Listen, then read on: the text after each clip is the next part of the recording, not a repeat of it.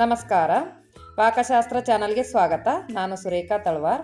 ಇವತ್ತು ನಾನು ಅತ್ಯುತ್ತಮ ಆರೋಗ್ಯಕರವಾದ ಆಳ್ವಿ ಉಂಡೆನ ಮಾಡ್ತಾ ಇದ್ದೀನಿ. ಆಳ್ವಿ ಅಂದರೆ ಅದಕ್ಕೆ ಇಂಗ್ಲೀಷ್ನಲ್ಲಿ ಗಾರ್ಡನ್ ಗ್ರಾಸ್ ಅಂತ ಕೂಡ ಹೇಳ್ತಾರೆ. ಎಲ್ಲ ಅಂಗಡಿಗಳಲ್ಲೂ ಸಿಗುತ್ತೆ, ಮಾಲ್ಗಳಲ್ಲೂ ಸಿಗುತ್ತೆ, ತೊಗೋಬೋದು. ಇದರಲ್ಲಿ ಕಬ್ಬಿಣಾಂಶ, ಕ್ಯಾಲ್ಸಿಯಂ, ಪ್ರೋಟೀನ್ ಹಾಗೂ ಫೈಬರ್ ಸಮೃದ್ಧವಾಗಿರೋದ್ರಿಂದ ಆರೋಗ್ಯಕ್ಕೆ ತುಂಬಾ ಒಳ್ಳೆಯದು. ತಿನ್ನೋದಕ್ಕೆ ಕೂಡ ಚೆನ್ನಾಗಿರುತ್ತೆ. ನೋಡಿ, ಈ ಥರ ಪ್ಯಾಕೆಟ್ ಸಿಕ್ಕಿದೆ, ನನಗೆ ತಂದಿದ್ದೀನಿ. ಇದು 1/4 kg ತಂದಿದ್ದೀನಿ ನಾನು. ಇದನ್ನು ಒಂದು 2 ರಿಂದ 3 ಅವರ್ ನೆನೆಸಿಟ್ಟ ಮೇಲೇ ಇದು ಉಂಡೆ ಮಾಡೋದಕ್ಕೆ ಬರುತ್ತೆ. ನೋಡಿ, ಈ ಥರ ಇರುತ್ತೆ ಆಳ್ವಿ ಅಂದರೆ.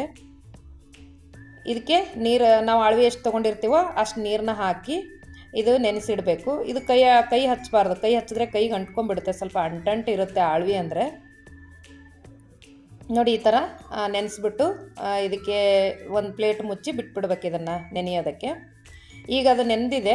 ನಾನು ಒಂದು ಕಡಾಯಿನಲ್ಲಿ 2 ರಿಂದ 3 ಟೇಬಲ್ ಸ್ಪೂನಷ್ಟು ತುಪ್ಪ ಹಾಕ್ಕೊಂಡು ಒಂದು ಅರ್ಧ ಬೌಲಷ್ಟು ಗೋಡಂಬಿ, ಒಂದು ಅರ್ಧ ಬೌಲಷ್ಟು ಬಾದಾಮಿನ ನಾನು ಕುಟ್ಕೊಂಡು ತೊಗೊಂಡಿದ್ದೀನಿ. ಇದನ್ನು ಚೆನ್ನಾಗಿ ಫ್ರೈ ಮಾಡ್ಕೋಬೇಕು. ಎಲ್ಲ ಲೋ ಫ್ಲೇಮಲ್ಲಿ ಇಟ್ಕೊಂಡು ಫ್ರೈ ಮಾಡಿದ್ರೆ ಚೆನ್ನಾಗಿ ಫ್ರೈ ಆಗುತ್ತೆ.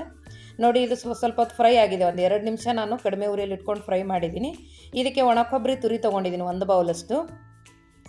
ಒಣಕೊಬ್ಬರಿ ತುರಿ ಕೂಡ 1 ನಿಮಿಷ ಚೆನ್ನಾಗಿದ್ರ ಜೊತೆಗೆ ಹುರ್ಕೋಬೇಕು. ನಿಮಗೆ ಬೇರೆ ಏನಾದರೂ ಡ್ರೈ ಫ್ರೂಟ್ಸ್ಗಳು ಇಷ್ಟ ಆಗುತ್ತೆ ಅಂದರೆ ನೀವು ಇದಕ್ಕೆ ಹಾಕೋಬಹುದು.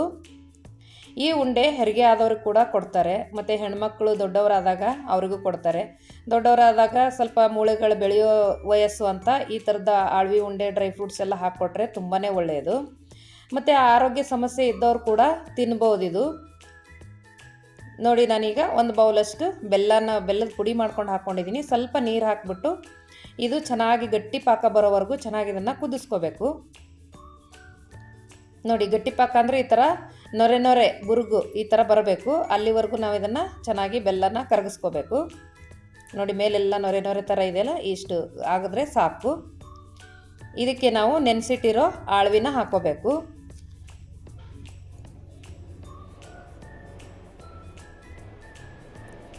ಇದು ಆಳ್ವಿ ಹಾಕಿದ್ಮೇಲೆ ಸಣ್ಣ ಉರಿಯಲ್ಲಿ ಇಟ್ಕೊಂಡು ಒಂದು 7 ರಿಂದ 8 ನಿಮಿಷನಾದರೂ ಚೆನ್ನಾಗಿ ಇದನ್ನು ಫ್ರೈ ಮಾಡ್ಕೋಬೇಕು. ಆವಾಗ ಟೇಸ್ಟ್ ಚೆನ್ನಾಗಿ ಬರುತ್ತೆ ಆಳ್ವಿದು. ಒಂಥರ ಅದ್ರ ಟೇಸ್ಟ್ ಬೇರೆ ಇರುತ್ತೆ. ನೀವು ಹಸಿ ಬಿಸಿ ಎಲ್ಲ ಬೇಯಿಸ್ಕೊಂಡ್ರೆ ಅಷ್ಟು ಟೇಸ್ಟ್ ಚೆನ್ನಾಗಿರಲ್ಲ.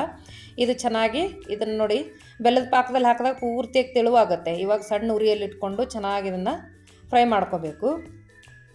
ಈ ಆಳ್ವಿ ಉಂಡೆ ಮಿತವಾಗಿ ಸೇವಿಸೋದ್ರಿಂದ ಎಲುಬುಗಳು ಗಟ್ಟಿಯಾಗುತ್ತೆ, ಹಲ್ಲುಗಳು ಗಟ್ಟಿಯಾಗುತ್ತೆ. ಮತ್ತು ವೆಯ್ಟ್ ಲಾಸ್ ಮಾಡ್ಕೋಬೇಕನ್ನೋ ಏನಾದರೂ ಪ್ಲ್ಯಾನ್ ಇದ್ದರೆ ನೀವು ದಿನಕ್ಕೊಂದು ಈ ಆಳ್ವಿ ಉಂಡೆ ತಿಂದರೆ ಬೇಗ ಹಸಿವಾಗಲ್ಲ, ಹೊಟ್ಟೆ ತುಂಬಿದಿರೋ ಥರ ಇರುತ್ತೆ. ನೋಡಿ, ಈ ತಳ ಬಿಡೋವರೆಗೂ ಚೆನ್ನಾಗಿ ಇದನ್ನು ನಾನು ಬೇಯಿಸ್ಕೊಂಡಿದ್ದೀನಿ. ಒಂದು 6 ರಿಂದ 7 ನಿಮಿಷ ಚೆನ್ನಾಗಿ ಇದನ್ನು ಬೇಯಿಸ್ಕೊಂಡಿದ್ದೀನಿ. ಆಗಲೇ ಹುರಿದು ಇಟ್ಕೊಂಡಿರೋದನ್ನೆಲ್ಲ ಇದಕ್ಕೆ ಹಾಕ್ತಾಯಿದ್ದೀನಿ. ಇದಕ್ಕೆ ಹಾಕಿ ಚೆನ್ನಾಗೆಲ್ಲ ಮಿಕ್ಸ್ ಮಾಡ್ಕೋಬೇಕು. ಸ್ವಲ್ಪ ಏಲಕ್ಕಿ ಪುಡಿ ಹಾಕೋಬಹುದು. ನಿಮಗೆ ಡ್ರೈ ಗ್ರೇಪ್ಸ್ ಏನಾದರೂ ಹಾಕೋಬೇಕು ಅಂದರೆ ಅದು ಕೂಡ ಹಾಕೋಬಹುದು. ನಾನು ಫ್ಲೇವರ್ಗೋಸ್ಕರ ಸ್ವಲ್ಪ ಏಲಕ್ಕಿ ಪುಡಿನ ಹಾಕ್ತಾಯಿದ್ದೀನಿ.